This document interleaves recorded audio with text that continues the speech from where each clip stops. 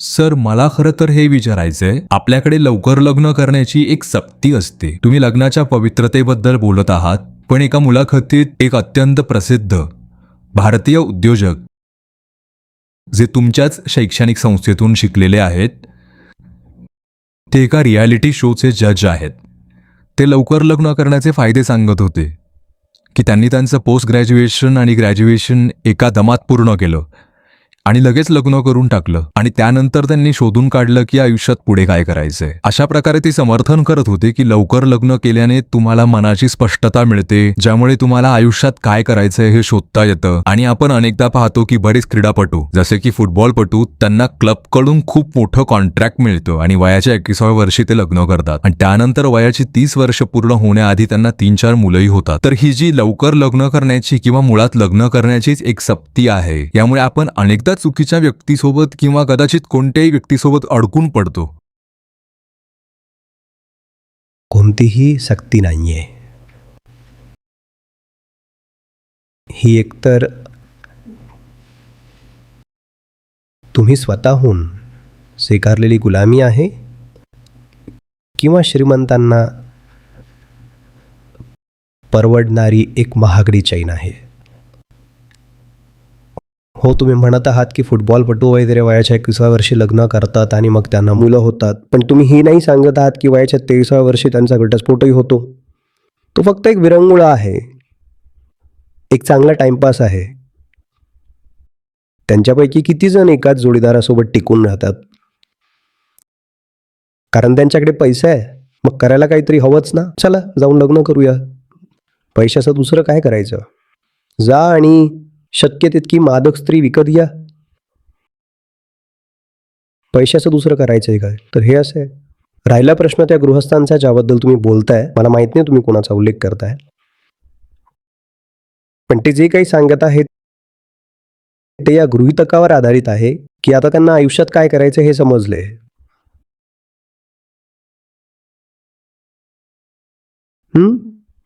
तो युक्तिवाद असा चालतो. एका दमात कोणताही गॅप न घेता बीटेक आणि MBA पूर्ण करा, मग लवकर लग्न करा, लवकर मुलं जन्माला घाला, आणि आता तुम्ही यशस्वी आहात. म्हणजेच हा संपूर्ण युक्तिवाद या विश्वासावर, या गृहीतकावर टिकून आहे की आता तुम्ही यशस्वी आहात, तुम्ही करून दाखवलंय. हे स्वतःला दिलेलं प्रमाणपत्र आहे, ज्याचा काही उपयोग नाही.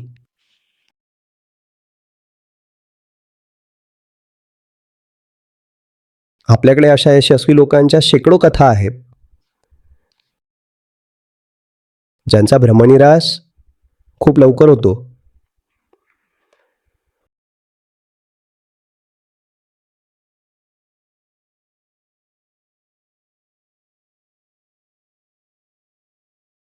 बघा, गोष्ट अशी आहे, कृपया समजून घ्या, हे जे काही आपण करतोय, यश, लग्न, निष्ठा, पैसा, प्रतिष्ठा किंवा काही,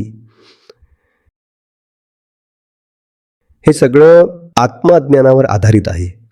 हीच समस्या आहे.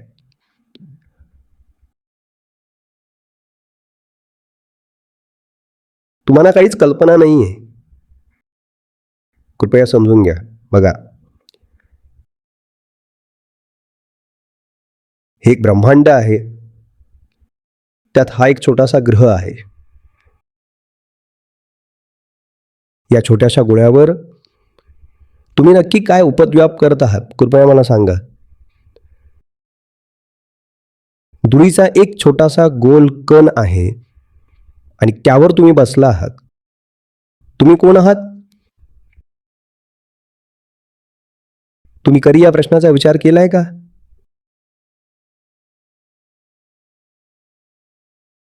केलंय?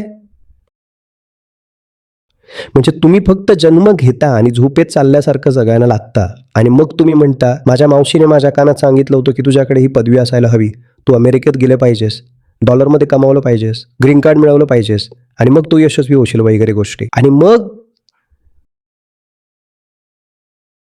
तुम्ही त्या स्क्रिप्टचं पालन करता.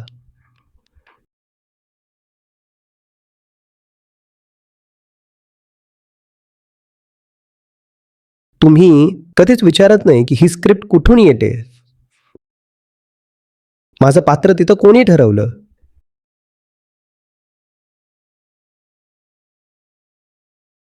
मी त्या माणसाला आदरणीय का म्हणावं, मी त्याला यशस्वी का म्हणावं. तुम्ही हे प्रश्न कधीच विचारत नाही. हे खूप मूलभूत प्रश्न आहेत. हे प्रश्न विचारल्याशिवाय तुम्ही एक पाऊल तरी पुढे कसं टाकू शकता. हो, उत्तरं कदाचित सरळ नसतील, पण प्रश्न खूप मौल्यवान आहेत आणि ते उपस्थित राहिलेच पाहिजेत. कुणीतरी तुम्हाला सांगतं, जा लग्न कर, मुलं जन्माला घाल. तुम्हाला काय माहितीये? तुम्हाला स्वतःच्या जन्माबद्दल माहित नाहीये आणि तुम्ही दुसऱ्याला जन्म देताय. यापेक्षा जास्त मूर्खपणा दुसरा असू शकतो का? तुम्हाला जन्माचा अर्थ माहीत नाही, बरोबर? तुम्हाला आयुष्याचा अर्थ माहीत नाही आणि तुम्ही सांगताय की आता या छोट्याशा जीवाला मी जन्म दिलाय, तिला किंवा त्याला, आणि मग तुम्ही यशस्वी झालात. ही तुमच्या यशाच्या बायोडेटामधली आणखी गोष्ट झाली, बरोबर? आता तुम्हाला किती मुलं आहेत? हे म्हणजे मनावरचं एक ओझं उतरवण्यासारखं आहे. आणखी एका बॉक्सवर टिक मार्क झाली. हो, आता मला मुलं आहेत, काम झालं.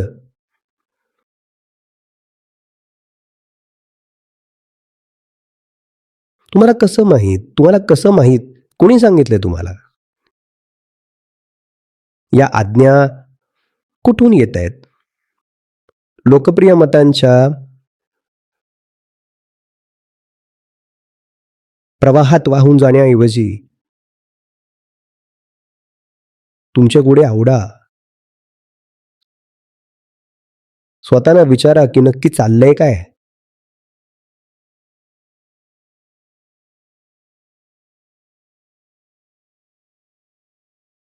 त्यांना तुमच्यासाठी खूप जास्त महत्वाचं बनवू देऊ नका, नाहीतर ते पिग्मीज जे जास्तीत जास्त तुमच्या गुडघ्यापर्यंत पोचतील, पण त्यांची तुमच्या कॉलरला हात घालण्याची क्षमता आहे. त्यांना स्वतःसाठी खूप जास्त महत्वाचं बनवू देऊ नका. सर्वात आधी आयुष्यातल्या अत्यंत महत्वाच्या प्रश्नांचा आणि ध्येयांचा पाठपुरावा करा.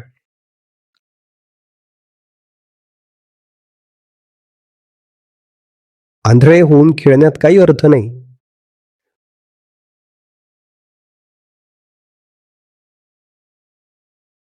चालण्यापूर्वी आपले डोळे उघडायला सुरुवात करा.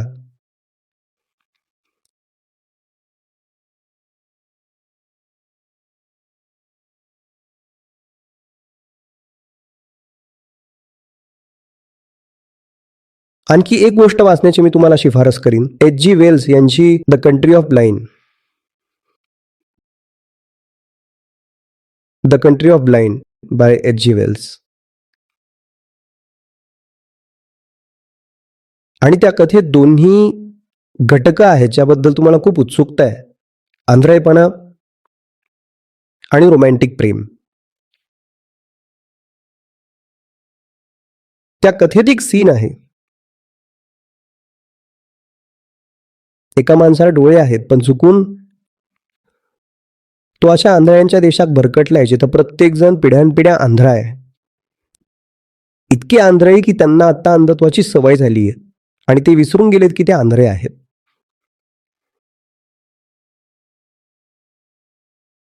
त्याच्या सर्व पद्धती, रीतिरिवाज, संस्कृती, व्यवस्था आता अंधत्वाशी जुळवून घेतलेल्या आहेत.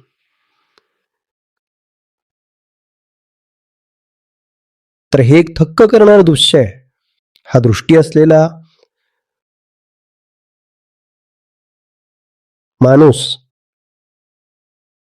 ज्याच्याकडे 2 निरोगी डोळे आहेत त्याला पकडलं गेलंय आणि 2 आंधळे त्याला ओढत नेतात. दोघांनी त्याचा एक एक हात पकडलाय.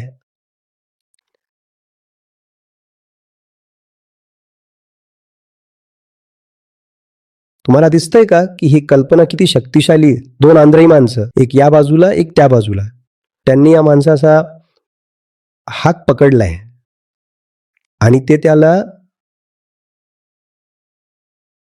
त्याला खेचतायत, त्याला ओढत नेत आहेत. आणि मी हे 20 वर्षांपूर्वी तरुण विद्यार्थ्यांना शिकवत होतो.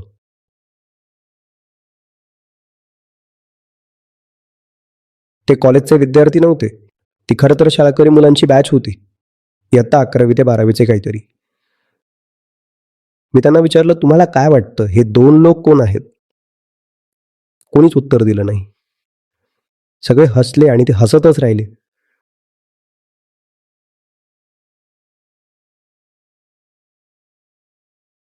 ती मुलं होती आणि मी विचारलं, हे 2 लोक कोण आहेत? ज्यांना काहीच माहीत नाही. जे पूर्णपणे आंधळे आहेत, पण त्या माणसाला ओढत नेत आहेत आणि त्याला सांगतायत की तुला काहीच माहीत नाही, आम्ही तुला रस्ता दाखवू. कोण आहेत हे 2 लोक? त्यांनी एक शब्दही उच्चारला नाही. ते फक्त हसत राहिले. शाळकरी मुलं फक्त हसत राहिली. ही आयुष्याची शोकांतिका आहे. जसे तुम्ही मोठे होता, तसे तुम्ही मूर्खपणावर हसणं बंद करता. जसे तुम्ही मोठे होता, तुम्ही मूर्खपणाचं पालन करायला सुरुवात करता. तेच मूल बनून राहा, जे कोणत्याही भीतीशिवाय मूर्खपणाच्या तोंडावर हसू शकतं.